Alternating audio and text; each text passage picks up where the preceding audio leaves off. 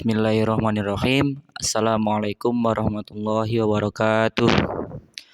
Alhamdulillahilladzi zada ni'mata man syakara walladzi 'adzaba man kafara wassalatu wassalamu ala sayyidil ummatil ula wal akhirah sayyidina Muhammadin alladzi jaa'a bisyari'atil bahirah wa alihil ghurril kiramil bararah wa sahbihil muntakhabinal khiyarah amma ba'd.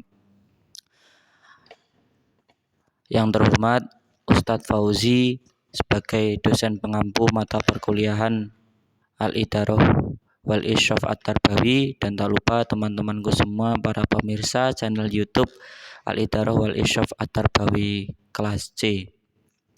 Di sini kami dari kelompok 2 yang beranggotakan saya Muhammad Alwi Faizul Umam dan teman saya yaitu Maftuh Hulam Mursyidan akan mempresentasikan makalah dan PowerPoint yang telah kami rancang dengan judul Administrasi Pembelajaran. Yang pertama yaitu definisi mengenai administrasi pembelajaran. Administrasi merupakan kegiatan penyusunan dan pencatatan sebuah data dan informasi dengan sistematis yang bertujuan untuk menyediakan berbagai keterangan dan juga memudahkan untuk memperolehnya kembali, baik sebagian ataupun keseluruhan. Adapun administrasi pembelajaran itu terdiri dari 19 perangkat atau poin yang dapat dilihat di PowerPoint. Seperti yang pertama yaitu perangkat tambahan, kalender pendidikan, program tahunan, program semester, silabus, RPP, RPH, buku pelaksanaan harian, dan lain sebagainya. Yang kedua yaitu bentuk-bentuk kegiatan administrasi pembelajaran. Adapun pembagian dari bentuk-bentuk kegiatan administrasi pembelajaran yaitu yang pertama, perencanaan pembelajaran. Perencanaan pembelajaran merupakan proses penyusunan materi ajar, penggunaan media, penggunaan pendekatan, dan metode pengajaran, serta penilaian dalam suatu alokasi waktu untuk mencapai kompetensi tertentu yang telah dirumuskan. Bentuk yang kedua yaitu penjadwalan pembelajaran. Dengan segala keterbatasan waktu, pembelajaran membutuhkan estimasi waktu yang runtut selama 1 minggu. Peran guru atau pengajar adalah mengatur seefektif mungkin jadwal pelajaran yang berlangsung dalam 1 minggu agar berjalannya proses pembelajaran menjadi lebih terstruktur. Bentuk administrasi pembelajaran yang ketiga yaitu pengelolaan kelas. Pengelolaan kelas merupakan keterampilan guru menciptakan dan memelihara kondisi belajar yang optimal dan mengembalikannya manakala terjadi hal-hal yang dapat mengganggu suasana pembelajaran. Yang keempat atau yang terakhir yaitu penilaian dan evaluasi. Penilaian merupakan alih bahasa dari asesmen, yakni merupakan proses atau kegiatan yang sistematis dan berkesinambungan untuk mengumpulkan informasi tentang hasil belajar dan tingkat pencapaian peserta didik terhadap tujuan pembelajaran dalam rangka untuk pengambilan keputusan dengan kriteria dan pertimbangan tertentu dalam membuat keputusan tentang nilai, kenaikan kelas, dan kelulusan peserta didik. Yang terakhir dalam bentuk kegiatan administrasi pembelajaran yaitu pelaporan. Laporan pembelajaran adalah dokumen tertulis yang berisi ringkasan dan evaluasi hasil dari suatu pembelajaran. Laporan ini penting untuk memberikan gambaran tentang pencapaian kendala dan manfaat dari kegiatan yang telah dilakukan oleh siswa.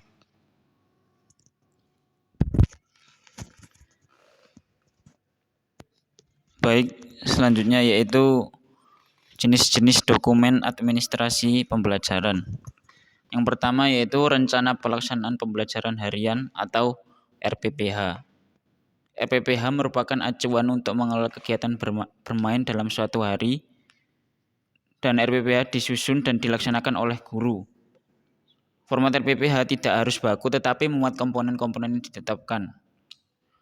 Komponen RPPH terdiri atas identitas program, materi, alat dan bahan, kegiatan pembukaan, kegiatan inti, kegiatan penutup, dan rencana penilaian. Yang kedua yaitu rencana pelaksanaan pembelajaran mingguan atau disingkat RPPM, yaitu RPPM ini disusun untuk pembelajaran selama 1 minggu dan RPPM dijabarkan dari program semester. Dan isinya yaitu yang pertama identitas program layanan, KD yang dipilih atau kompetensi dasar, C materi pembelajaran, rencana pembelajaran.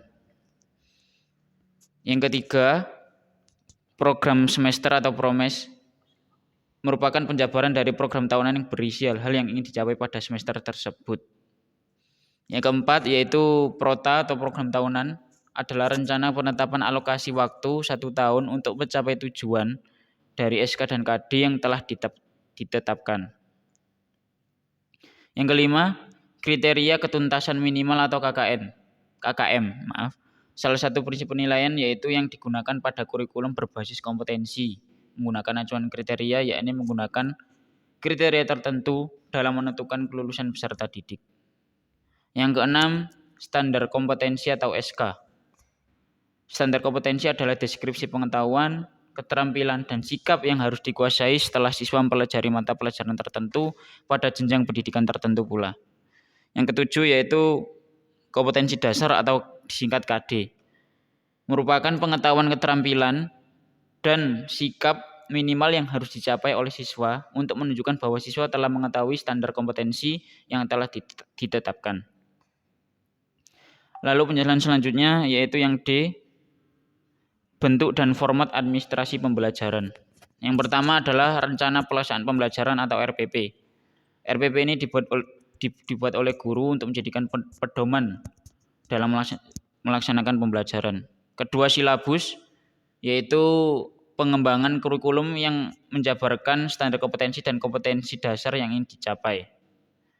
Yang ketiga, jadwal pelajaran, yaitu waktu pembelajaran yang diatur dalam jadwal pembelajaran yang disusun oleh guru. Keempat, absensi siswa adalah suatu dokumen yang berisi nama-nama siswa untuk mengetahui hadir atau tidaknya siswa di dalam kelas. Kelima, laporan nilai siswa, yaitu berisikan tentang hasil keseluruhan yang didapat oleh siswa dari awal semester hingga akhir semester. Keenam, modul, yaitu kumpulan materi pembelajaran yang dituangkan menjadi satu tulisan atau dokumen.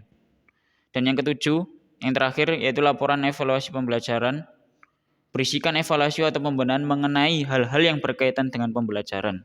Dan evaluasi ini bersifat global, yang artinya mencakup keseluruhan pembelajaran dari awal hingga akhir. Baik, mungkin itu saja presentasi dari kami. Kalau kurang lebihnya mohon maaf.